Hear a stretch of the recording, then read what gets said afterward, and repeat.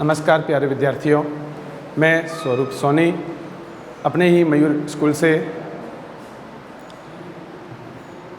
Class 8th subject science.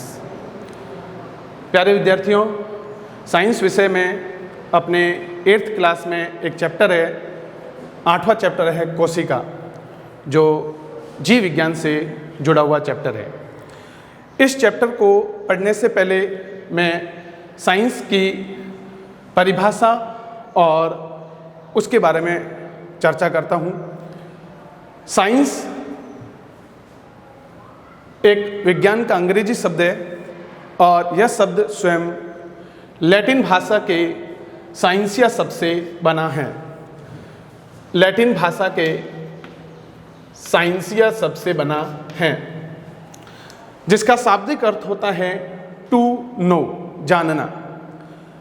इस भौतिक जगत के अंदर जितने भी घटनाएं घटित होती हैं, जो भी परिस्थितियां सामने आती है, उन परिस्थितियों और घटनाओं का व्यवस्थित ढंग से क्रमबद्ध तरीके से जो अध्ययन किया जाता है उसे हम जो है विज्ञान कहते हैं। चूँकि विज्ञान हमेशा खोज पर आधारित है और इसी को ध्यान में रखकर इसकी परिभाषा है प्रकृति के क्रमबद्ध अध्ययन से अर्जित एवं प्रयोगों द्वारा प्रमाणित वर्गीकृत ज्ञान को विज्ञान कहते हैं। विज्ञान की शाखाओं पर जब अपन चर्चा करें तो जैसा एक पौधा है, उस पौधे में किस प्रकार शाखाएं देखने को मिलती हैं, बहुत सारी शाखाएं देखने को मिलती हैं। ठीक उसी प्रकार इस विज्ञान की भी बहुत सारी शाखाएं हैं, जैसे जीव विज्ञान, रसायन विज्ञान, भौतिक विज्ञान, और इनकी भी आगे बहुत आगे शाखाएं देखने को मिलती हैं। प्यारे विद्यार्थियों, थोड़ा ध्यान देना कि विज्ञान की अगर शाखाओं की बात करें तो बहुत सारी शाखाएं हैं ही, अभी मैंने आपको बात की है, जिसमें से मुख्य 3 शाखाएं देखने को मिलती है: जीव विज्ञान, रसायन विज्ञान और भौतिक विज्ञान। जीव विज्ञान के भी आगे बहुत सारी शाखाएं हैं, जैसे वनस्पति विज्ञान, प्राणी विज्ञान और चिकित्सा विज्ञान। परंतु इसके अलावा और भी बहुत सारी शाखाएं हैं, जैसे सूक्ष्म जैविकी, जैव प्रौद्योगिकी, और भी कई सारी शाखाएं देखने को मिलती हैं। इसके अलावा देखा जाए कोशिका विज्ञान, जिसे साइटोलॉजी कहते हैं, वो भी जीव विज्ञान की महत्वपूर्ण शाखा है। और उसी कोशिका विज्ञान जो जीव विज्ञान की शाखा है, उसी से जुड़ा हुआ मैं चैप्टर आज स्टार्ट कर रहा हूँ। प्यारे विद्यार्थियों, थोड़ा ध्यान दें, 8वां चैप्टर में स्टार्ट कर रहा हूँ।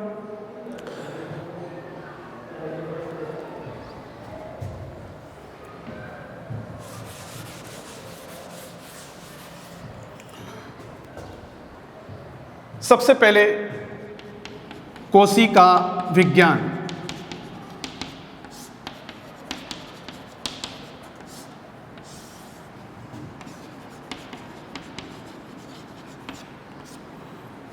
जीव विज्ञान की वह शाखा जिसके अंतर्गत कोशिका की संरचना और संगठन का अध्ययन किया जाता है।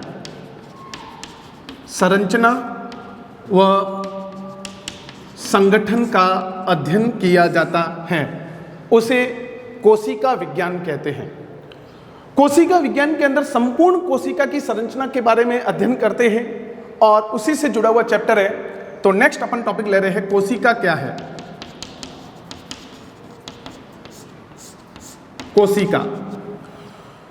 कोशिका को सेल कहते हैं। क्या है कोशिका?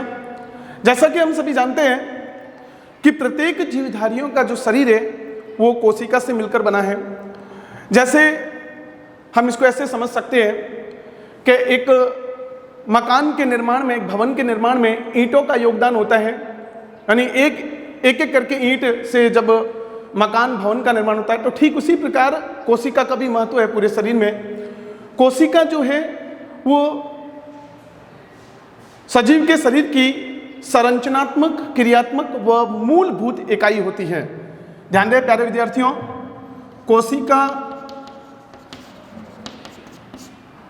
कोशिका सजीव की संरचनात्मक, क्रियात्मक,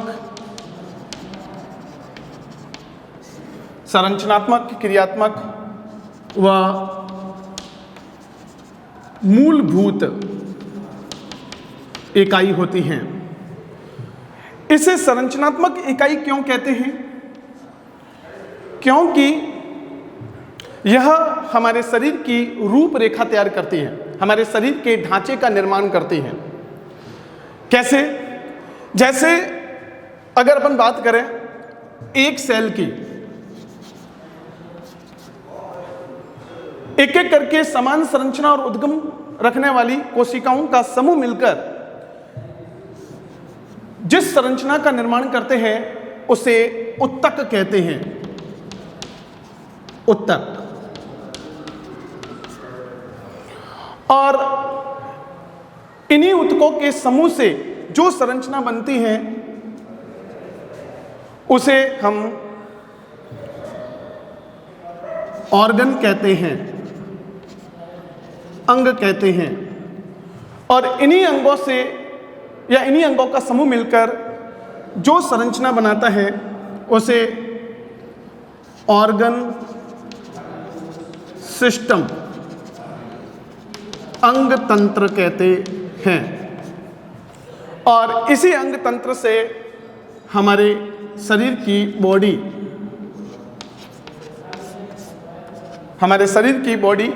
हमारे शरीर के निर्माण में एक कोशिका का विशेष योगदान रहता है। इस प्रकार हम कह सकते हैं कि इसे संरचनात्मक इकाई कहते हैं। हमारे शरीर की रूपरेखा, ढांचे का निर्माण करती हैं। अर्थात हमारे शरीर में कोशिका का महत्व बहुत बड़ा होता है।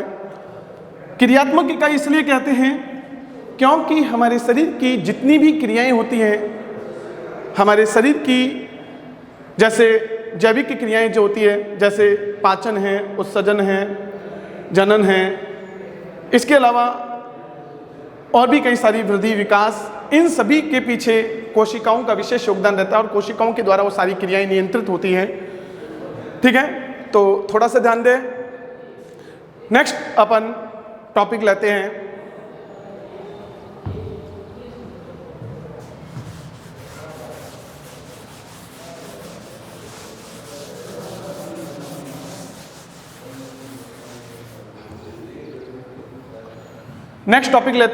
अपन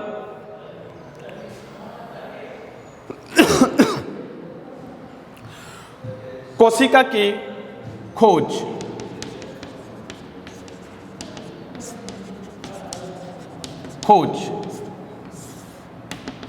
कोशिका की खोज सर्वप्रथम सन 1665 ईस्वी में रॉबर्ट हुक के द्वारा की गई।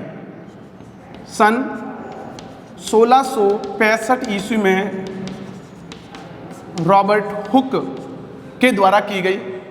और सबसे पहले इन्होंने जो कोशिका की खोज की थी वो कोशिका थी मृत कोशिका की इन्होंने खोज की थी।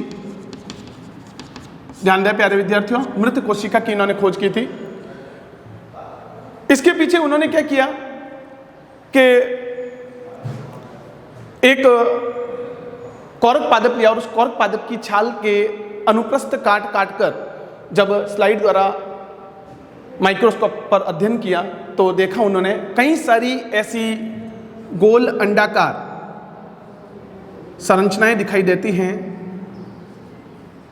प्रत्येक संरचना के अंदर जो है इस प्रकार की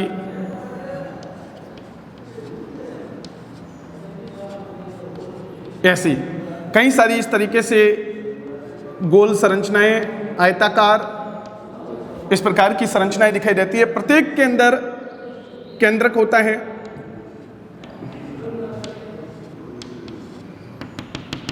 और कोशिका द्रव्य भी होता है। ध्यान दें, सबसे पहले जब इन्होंने अध्ययन किया तब इस भाग को इन्होंने सेलुली नाम दिया था। और इसी सेलुली को, जो कि लैटिन भाषा के सबसे बना है, जिसे सेल के रूप में आगे जाना गया। ये जो है रॉबर्ट हुक ने सबसे पहले 1665 ईस्वी में बताया था। नेक्स्ट सन 1674 ईस्वी में सर्वप्रथम जीवाणुओं पर अध्ययन करके जीवित कोशिका की खोज की थी। जीवित कोशिका की खोज की, और ये जो जीवित कोशिका की खोज की थी एंटोन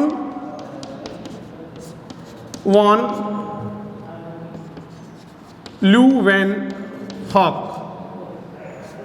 ल्यूवेनहॉक के द्वारा यह खोज की गई। इन्होंने, एंटोन वॉन ल्यूवेनहॉक ने इसी जीवित कोशिका को एनिमल क्यूल की संज्ञा भी दी, एनिमल क्यूल के रूप में भी इसको जाना। नेक्स्ट अपन बात करते हैं, प्यारे विद्यार्थियों थोड़ा ध्यान देना, आपको एक चीज बता रहा हूं।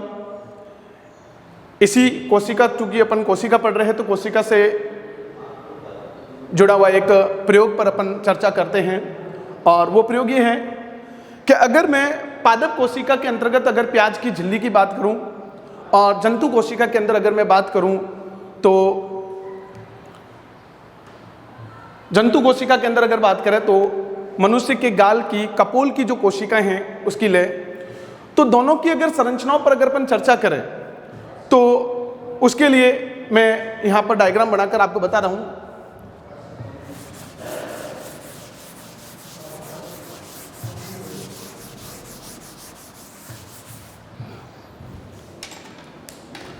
प्याज की झिल्ली की संरचना,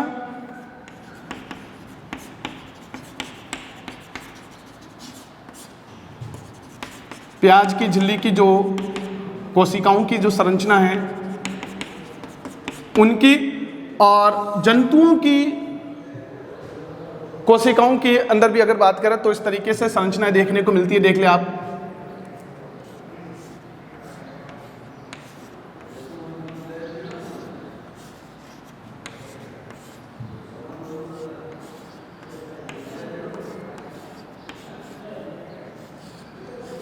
इस तरीके से प्रत्येक कोशिका के अंदर केंद्रक देखने को मिलता है,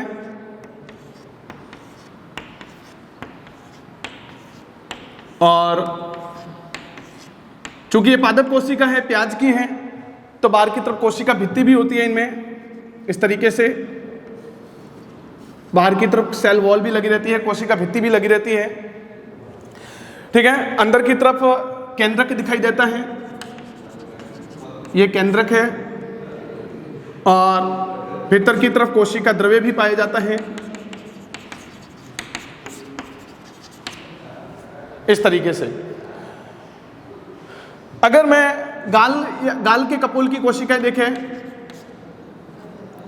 गाल या कपोल की कोशिकाएं लें तो इस तरीके से अपन देख सकते हैं, वो भी इस तरीके से होती है।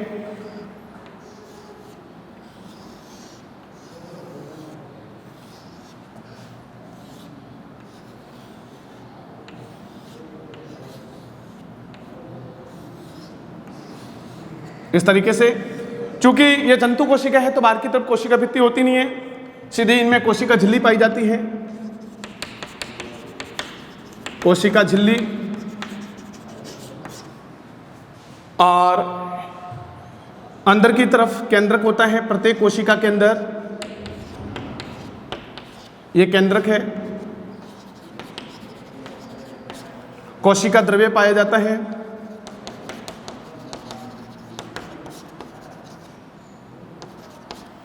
ठीक है। इस तरीके से जो है इसके अंदर ये जंतु कोशिका के अंदर है, और ये जंतु कोशिका मुख्य रूप से जैसे मनुष्य के गाल की या कपोल की कोशिका ले लेते हैं, और इधर ये प्याज की है, ठीक है ना। इस तरीके से हम इन दोनों में अंतर देख सकते हैं। हालांकि मैं आपको बताऊंगा पादप कोशिका और जंतु कोशिका के बीच में क्या अंतर है, ठीक है ना। इस तरीके से। नेक्स्ट अपन बात करते हैं, अगला है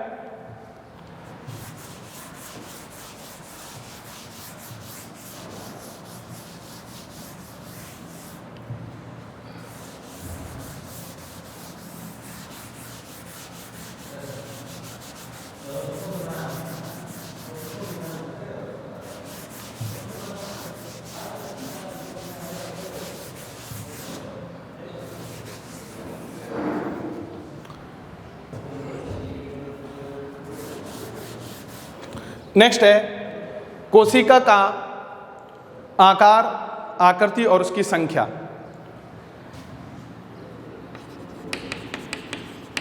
कोशिका की संख्या,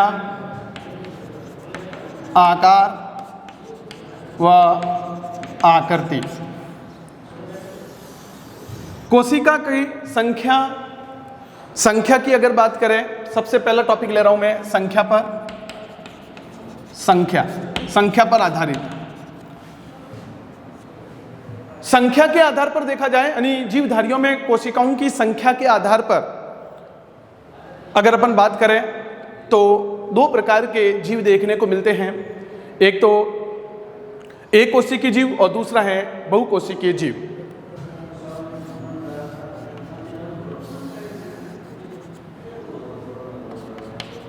एक कोशिकीय जीव, दूसरा है बहुकोशिकीय जीव।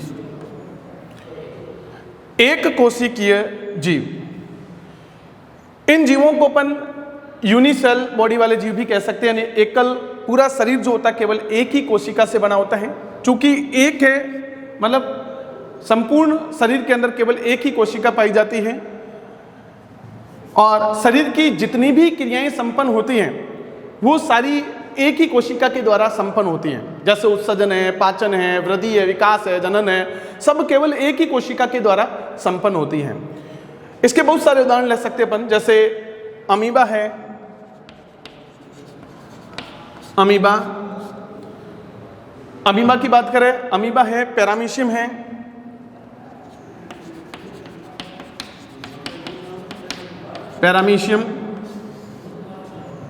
युगलिना,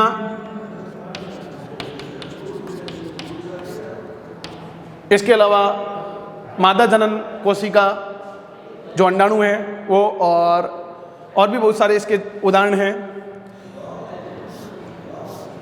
अमीबा की बात करें, अमीबा का आकार इस तरीके से होता है, अनियमित आकार होता है इसका,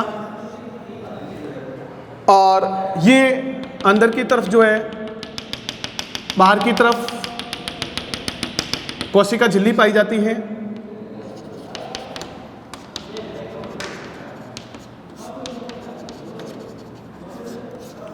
और भीतर की तरफ कोशिका द्रव्य पाया जाता है।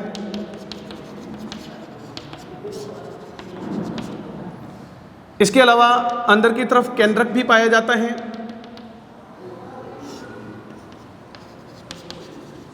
केंद्रक के अंदर केंद्रक द्रव्य भरा रहता है। संकुचनशील राजधानी भी पाई जाती है। ये इसके पादाब है जिनके माध्यम से यह गमन करता है। पादाब जिन्हें कूटपाद के नाम से भी जानते हैं। और अनियमित आकार जो होता है ये इसकी वृद्धि, साथ ही गमन और इसके पाचन को सहायता प्रदान करने में है। इसके अलावा देखा जाए, नेक्स्ट है पैरामीशियम। पैरामीशियम का जो आकार होता है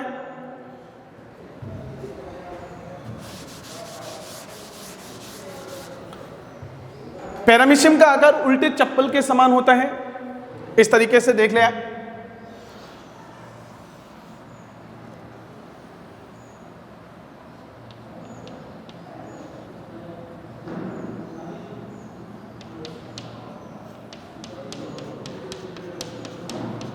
बाहर की तरफ इसके भी कोशिका झिल्ली पाई जाती है और उसके बाहर की तरफ इसके गमनांग पाए जाते हैं, सीलिया जिनको अपन पक्षमाभिका कहेंगे, और इन्हीं पक्षमाभिकाओं के माध्यम से अमीबा जो है वो गमन करता है। अंदर की तरफ कोशिका द्रव्य भरा रहता है, केंद्रक भी पाया जाता है।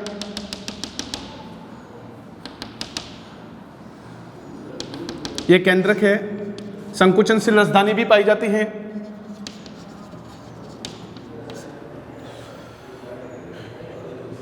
इसके अलावा नेक्स्ट अपन बात करते हैं युगलिना की।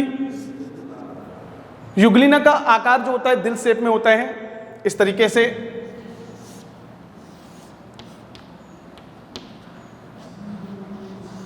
और ये इसकी फ्लैजलम, जिसको अपन बोलते हैं कसाभिका,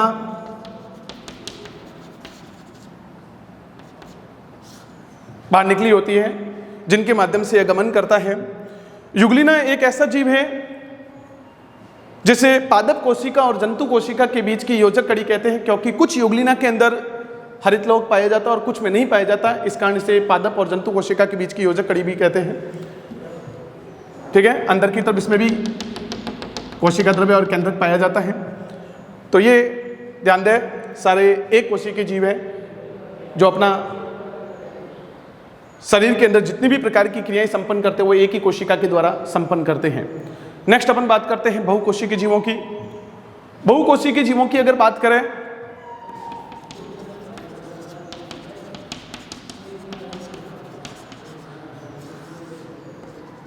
जीव, बहुकोशिकीय जीव जो हैं वे जीवधारी जिनका शरीर बहुत सारी कोशिकाओं से मिलकर बना होता है।